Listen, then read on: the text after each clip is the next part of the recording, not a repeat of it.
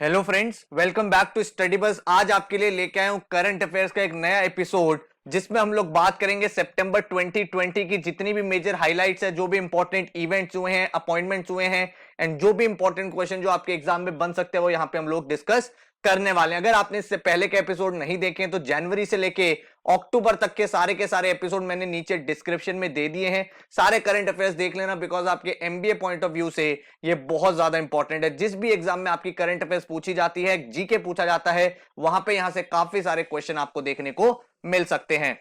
So my name is Saurabh Kothari, let's start. तो सबसे पहले भाई चैनल को सब्सक्राइब कर लेना ताकि ऐसी जितनी भी जीके की revision videos, quants, LRDA, verbal, MBA related updates, college forms, exam forms, सबके नोटिफिकेशन आपको मिलते रहे। एंड बेल आइकन प्रेस कर देना ताकि कोई भी वीडियो आपके मिस ना हो। एंड इंस्टाग्राम पे हमारा चैनल है स्टडी बस एजुकेशन, उसको फॉलो कर लेना। वहां पे डेली बेसिस पे रिवीजन सीरीज हमारी चल रही है। अब अगर बात करूं आपसे एमबीए की, अगर आप प्रिपरेशन करना चाहते हो तो हमारा पेन ड्राइव कोर्स भी आ चुका है। आप क्वांट, वर्बल, एलआरडीए, जीके का इंडिविजुअल कोर्स भी ले सकते हो या फिर कॉम्बो पैक भी ले सकते हो। 2021 के जो एग्जाम्स है उसका कोर्स लॉन्च हो चुका है। इन पेन ड्राइव कोर्स में आपको सारे के सारे लेक्चर्स मिलते हैं, बेसिक से लेकर एडवांस तक। आपको एक इंडिविजुअल पोर्टल मिलता है जहां पे टॉपिक वाइज टेस्ट होते हैं डिटेल्ड एनालिसिस के साथ। एंड जितने भी मॉक एग्जाम्स होते हैं, आपके जितने भी एमबीए एग्जाम्स हैं, वो सब आपके कवर्ड रहते हैं। तो अगर आपने पेन ड्राइव कोर्स कर लिया तो आपको ना ही कोई अलग से कोचिंग ज्वाइन करना, ना ही कोई बुक चाहिए, ना ही कोई टेस्ट सीरीज चाहिए, बिकॉज पूरी प्रिपरेशन आपकी यहां से हो जाएगी। आप इंडिविजुअली भी ले सकते हो, आप कॉम्बो कैट कॉम्बो एमबीए भी ले सकते हो। अगर आप परचेज करना चाहते हो studybus.co.in पे जाके आप बाय कर सकते हो। विद इन 5 to 7 डेज आपके घर पे आपकी पेन ड्राइव किट आ जाती है। अगर आपको देखने हैं कितने मॉक्स मिलेंगे तो कैट के 25, SNAP 12, XAT, IFT, NMAT, TISSNET, SRCC, CMAT, CET, XGMT, PGDBA and topic wise test आपको सारे के सारे मिल जाते हैं बेसिक से एडवांस तक। वैलिड रहेगा आपके 31 मार्च 2022 तक, जिसका मतलब आपके जितने भी एमबीए एग्जाम्स है वो आपके कवर हो जाएंगे। और कुछ आपको डिटेल चाहिए तो 9958937705 पर आप मैसेज या कॉल करके पूछ सकते हैं। अब हम बात करते हैं हमारे नोबेल प्राइज की। तो नोबेल प्राइजेस 2020 बहुत इंपॉर्टेंट ये करंट अफेयर है, बहुत बार एग्जाम में पूछी जाती है, डिफरेंट डिफरेंट टाइप से पूछी जाती है। आपसे पहला क्वेश्चन यहां पे पूछा जा सकता है कि कौन सी फील्ड में आपको नोबेल प्राइज नहीं दिया जाता है। तो आपको पता होना चाहिए नोबेल प्राइज आपका पीस में मिलता है, economic science, literature, chemistry, physics and medicine में दिया जाता है। इसके बाद आपसे क्वेश्चन पूछा जा सकता है कि इस साल 2020 के विनर कौन है। तो 2020 का जो नोबेल पीस प्राइज मिला है वो मिला वर्ल्ड फूड प्रोग्राम को। इकोनॉमिक साइंसेज में जो नोबेल प्राइज मिला वो मिला पॉल मिग्रोम एंड रॉबर्ट विल्सन को। लिटरेचर में आपको मिला लुइस ग्लुक को। उसके बाद केमिस्ट्री की अगर हम बात करें तो एमएलयू एंड जेनिफर को। फिजिक्स में अगर हम बात करें तो रॉजर पेनरोस, गेंजल एंड एंड्रिया को मिला है। एंड फिजियोलॉजी या मेडिसिन की बात करें तो हार्वी माइकल एंड चार्ल्स को मिला है। अब इसी क्वेश्चन को और भी वैरायटी से पूछा जा सकता है, बहुत बार हमने प्रीवियस एग्जाम्स में देखे हैं। लास्ट ईयर के पेपर का एनालिसिस करने के बाद आपको बता रहा हूं, बहुत बार ऐसा क्वेश्चन आता है, which of the following person has not received Nobel prize in physics. तो नॉट कर देगा तो वो आपको 3 नाम तो ये देगा, एक नेम आपको अलग से देगा, वो आपको पता होना चाहिए। तो आपको ये चीज पता होनी चाहिए कि नोबेल प्राइज की इंपॉर्टेंट डिटेल्स क्यों मिला है, कैसे मिला है, क्या क्या चीजें हैं, वो सारे अपडेट्स आपको यहां पे मिल गए हैं। सेकंड इंपॉर्टेंट थिंग, अब आप मुझे नीचे कमेंट सेक्शन में बताओ कि फर्स्ट नोबेल प्राइज किसको मिला था। आपको कुछ इंटरेस्टिंग क्वेश्चन बता रहा हूं सो दैट आपके एग्जाम की प्रिपरेशन हो जाए, आपकी नॉलेज बिल्ड हो जाए। फर्स्ट नोबेल प्राइज कौन से ईयर में मिला था? ठीक है, नोबेल प्राइज जो मिलता है वो किसके बेसिस पे मिलता है, कौन, किसने ऐसा क्या किया था कि नोबेल प्राइज दिया जाता है। उसके बाद आप मुझे बताओ कि नोबेल प्राइज सारे के सारे होते जो हैं वो एक ही जगह पे मिलते हैं एक्सेप्ट वन। एक नोबेल प्राइज ऐसा होता है जो उस पर्टिकुलर सिटी जगह पे नहीं दिया जाता, कहीं और दिया जाता है। वो कौन सा नोबेल प्राइज है? ठीक है, तो ये आप मुझे नीचे कमेंट सेक्शन में बताओ, देखते हैं कितने लोगों को इसके बारे में आइडिया है। इसके बाद अगर हम नेक्स्ट बात करें तो जो एनएसओ का सर्वे और नेशनल सैंपल सर्वे जो हुआ था, जो कंडक्ट किया था किसने, नेशनल स्टैटिस्टिकल ऑफिस ने, उसमें जो लिटरेसी चार्ट आया है उसमें अगेन जो केरला है वो टॉप पे है, 96.2% लिटरेसी रेट वहां पे है। एंड आंध्र प्रदेश का सबसे कम आया है 66.4%। तो आपसे पूछा जा सकता है क्वेश्चन कि कहां की कितनी लिटरेसी रेट रही है। तो केरला 96.2, दिल्ली 88.7, उत्तराखंड 87.6, हिमाचल 86.6 एंड असम 85.9, ये टॉप पे रहे हैं। अगर आप बॉटम में देखोगे तो आंध्रा 66.4, राजस्थान 69.7, बिहार 70.9, तेलंगाना 72.8 एंड यूपी 73। तो ये आपको पता होना चाहिए, इंपॉर्टेंट अपडेट है।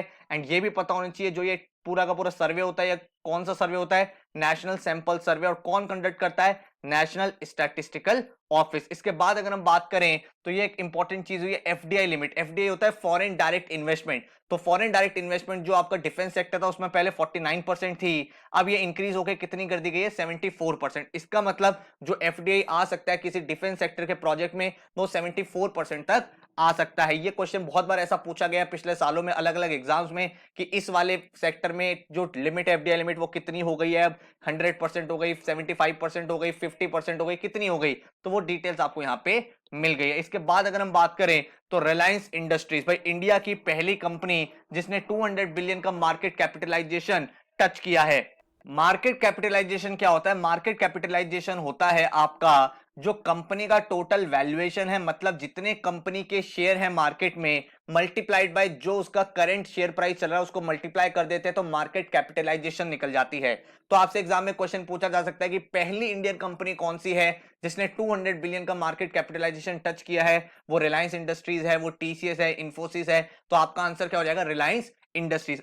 आपसे मेरा एक क्वेश्चन है, नीचे मुझे कमेंट में बताओ कि भाई दुनिया की लार्जेस्ट कंपनी कौन सी है, मतलब पूरी दुनिया में हाईएस्ट मार्केट कैप कौन सी कंपनी का? भाई इंडिया का तो मैंने आपको बता दिया, रिलायंस इंडस्ट्रीज पहली कंपनी जिसने टच किया।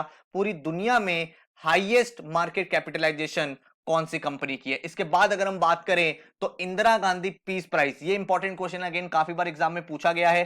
तो इंदिरा गांधी पीस प्राइज इस बार किसको मिला है? वो आपका मिला है सर डेविड को, जो कौन एक ब्रिटिश ब्रॉडकास्टर है। तो इनको कॉन्फर किया गया कौन सा award? Indira Gandhi peace prize 2019। इसके बाद अगर हम लोग बात करें तो India first women fighter pilot जो है जिन्होंने राफेल को उड़ाया है वो कौन बन गई है? बहुत इंपॉर्टेंट है, फ्लाइट लेफ्टिनेंट शिवांगी सिंह। तो Shivangi Singh became the first women fighter pilot of India to fly the Rafale combat aircraft. ठीक है, तो ये इंपॉर्टेंट क्वेश्चन है, ये पूछा जा सकता है कि पहली वुमेन फाइटर पायलट कौन रही जिसने राफेल को उड़ाया है? तो आंसर क्या हो जाएगा? शिवांगी सिंह। इसके बाद अगर हम लोग बात करें जो जापान है उसमें नए प्राइम मिनिस्टर इलेक्ट हुए हैं। तो जो इससे पहले प्राइम मिनिस्टर थे शिंजो एबे, भाई उनकी तबियत खराब थी, उनके हेल्थ प्रॉब्लम थे जिसकी वजह से उन्होंने स्टेप डाउन कर दिया। एंड जापान क्योंकि एक बहुत बड़ी इकोनॉमी है, पूरी दुनिया उसको देखती है, तो इससे रिलेटेड क्वेश्चन भी आपका बन सकता है कि नए प्राइम मिनिस्टर कौन बने हैं? तो वो बने आपके योशिडी सुगा। ठीक है, तो ये नाम काफी इंपॉर्टेंट है, इसको आप प्लीज लिख लेना। इसके बाद अगर हम देखें तो मुंबई इंटरनेशनल एयरपोर्ट लिमिटेड में जो अडानी ग्रुप है, अडानी एयरपोर्ट होल्डिंग्स लिमिटेड, उनका जो एक एग्रीमेंट हुआ है उसमें 74% जो आपका मुंबई इंटरनेशनल एयरपोर्ट लिमिटेड है उसकी अथॉरिटी उनको मिल गई है। उसको आप छत्रपति शिवाजी महाराज इंटरनेशनल एयरपोर्ट के नाम से भी जानते हो। इसके बाद अगर हम लोग बात करें तो पोप फ्रांसिस, जो पोप फ्रांसिस है उनकी बुक आ रही है, बिकॉज पोप फ्रांसिस एक बहुत बड़ी पर्सनालिटी होती है, पूरी दुनिया में रिकॉग्नाइज्ड होती है, इसलिए उन्होंने एक बुक लिखी है तो इंपॉर्टेंट बन जाता है।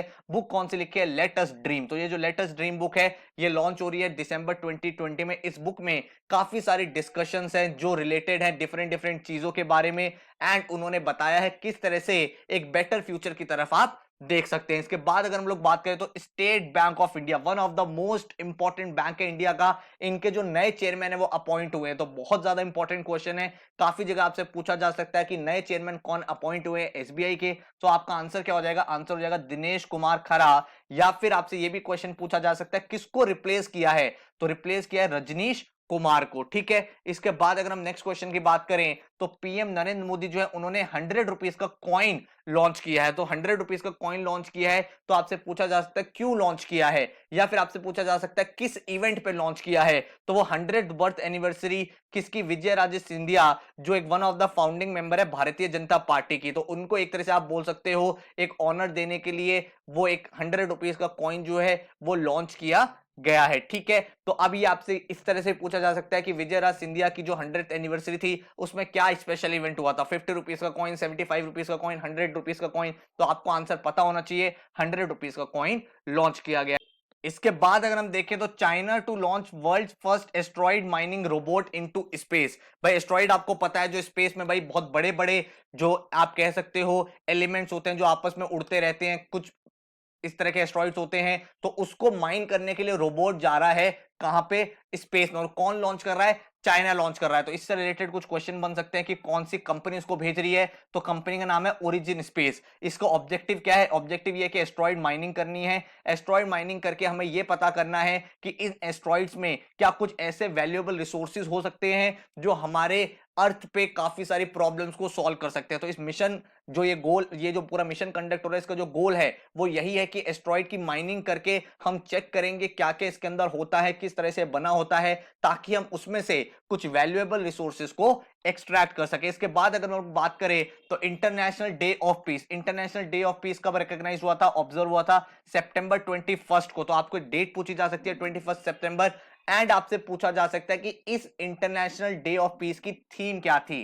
तो इस बार जो थीम थी वो थीम थी शेपिंग पीस टुगेदर, ठीक है। इसके बाद अगर हम लोग बात करें तो एमी अवार्ड, तो एमी अवार्ड एक इंपॉर्टेंट अवार्ड है जो दिए जाते हैं। यहां पे जो आपको आउटस्टैंडिंग ड्रामा सीरीज कैटेगरी में अवार्ड मिला है वो किसको मिला, वो मिला सक्सेशन को। तो Succession won Emmy award 2020 in outstanding drama series category, and इस पर्टिकुलर शो को 5 अवार्ड्स मिले हैं। कौन से अवार्ड्स थे ये, 72nd एमी अवार्ड्स थे। तो आपसे ये भी पूछा जा सकता है कौन सा नंबर था, तो आपको पता होना चाहिए 72 नंबर था, ठीक है। इसके बाद अगर हम देखें तो वोडाफोन आइडिया जो है वो रीब्रांड हो गए, अब वो बन गए वी। तो वोडाफोन रीब्रांड ने अपने आप को पूरा मर्ज करके एक छोटा सा ब्रांड, एक छोटा नाम रखा है, ताकि लोगों के बीच में ब्रांड रिकॉल ज्यादा इंक्रीज हो, लोगों के बीच में एक थोड़ी सी कंसेंसस हो जाए कि हाँ ये ब्रांड है, वोडाफोन अलग नहीं रहेगा, आइडिया अलग नहीं रहेगा, दोनों मिलकर वी बन गए हैं। और इस वी को अगर आप देखोगे स्पेलिंग है वी आई, बट हम इसे प्रोनाउंस करते हैं WEV, इसका मतलब हम सब टुगेदर। तो एक तरह से ब्रांडिंग एक्टिविटी है ताकि मार्केट में एक थोड़ी सी पॉजिटिविटी जाए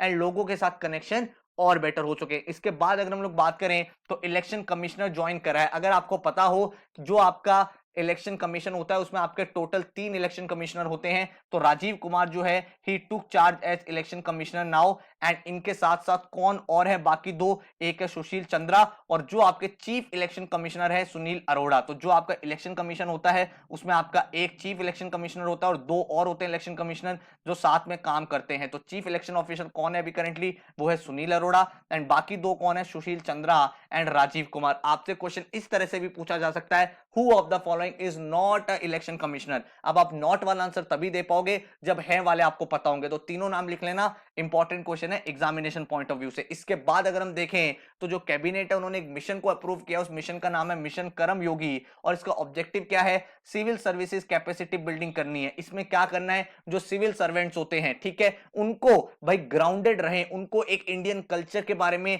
नॉलेज देना ताकि वो लोग बेस्ट प्रैक्टिस, बेस्ट तरीके से अपना काम कर सकें। इस तरह से इस मिशन कर्मयोगी को बनाया गया है। तो आपको भाई क्वेश्चन पूछा जा सकता है what is the objective of mission Karmayogi, तो आपको पता होना चाहिए for building civil services capacity in India, ठीक है। इसके बाद अगर हम देखें तो हमने मेन सारी करंट अफेयर डिस्कस कर लिया यहाँ पे। आई होप आपने यहाँ पे नोट्स बना लिए हैं, जितने भी क्वेश्चन है अगर आपको उनके नोट्स चाहिए तो आप हमारे इंस्टाग्राम पेज पे जा सकते हो, स्टडी बस एजुकेशन, वहां पे आपको सारे के सारे नोट्स भी मिल जाएंगे ताकि आप वहां से अपने सारे नोट्स को हाईलाइट बना लो एंड अपने एग्जाम में अच्छे से रिवीजन करके जा पाओ। So thank you so much, take care. Video अच्छा लगा हो तो लाइक कर देना सो दैट ऐसी और रेलिवेंट वीडियोस हम आपके लिए बनाते रहें। Take care.